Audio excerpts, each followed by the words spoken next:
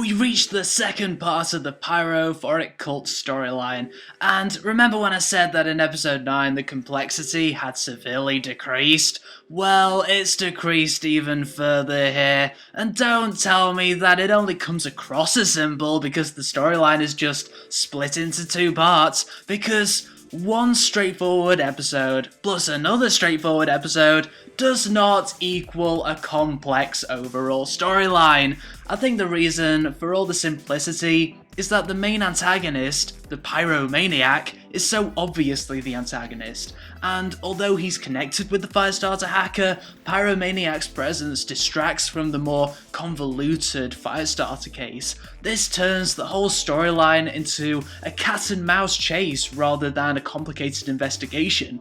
The only real complexity appears when the Pyromaniac talks about fire and destruction, these ideologies implanted into him. I'm starting to feel like all this simplicity is a bad thing, because Ghost in the Shell as a franchise is based on complexity rather than character or police work. But anyway, this episode focuses on the Section 9 team as they perform a rookie-level operation transporting an ex-colonel to the American forces. Just like the operation in the last episode, this one also goes wrong. The Pyromaniac escapes capture and corners Section 9 into an American military base. What is there to say about this episode? It's so basic that not that much stood out to me. Even the highway chase wasn't amazingly thrilling, mostly because it was just chasing and no shooting apart from 2 missiles, despite Section 9 being obviously armed. It would have been better if there were more things chasing them on that highway. One helicopter isn't exactly threatening, and watching people get chased and do nothing about it isn't exactly fun.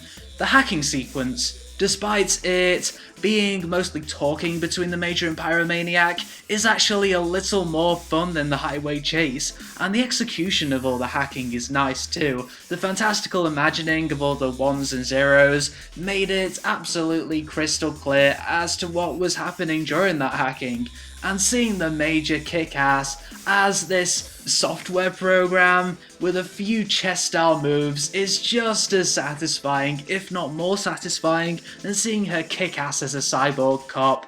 Speaking of the Major, she was in a really bad mood in this episode, and it's not very clear why. At first, I thought it was because she thought she captured Firestarter, but instead captured Pyromaniac. And then I thought it was because she just doesn't like working with American agents, because her missions revolve her helping them. Does she have something against American forces? What does she have against American forces? What does this storyline have against American forces? A lot of the problems in this storyline seem to stem from the Americans. Since it's not very clear as to why the Major is so grouchy, I suppose I just have to assume that she's having a typical teenager mood swing. She is young after all. This Major still has most of her emotions despite being a cyborg, so of course she'll go into a moody teenager mode at some point. Her mood swings actually helped out with her back and forth with Aramaki, as it helped her be more aggressive with her negotiations with him. I hope to see some great back and forth between the Major and Aramaki in the live-action Ghost in the Shell movie. Overall, I am disappointed with the simplicity of the storyline. In other Arise episodes, you have to have watched them at least twice in order to get the hang of everything. But here, you can watch it once, take it all in, and move on. Ghost in the Shell is about entertaining the audience with confusion, not missions that just go wrong. Just because Arise is aiming at a younger audience, most likely to introduce them to the franchise so that then they'll seek out Standalone Complex and the original movie, etc., it doesn't mean that Arise has to dumb itself down. I appreciated Standalone Complex when I was much younger. I did, however, like how the Major takes center stage as this rebellious teenager handling important cases.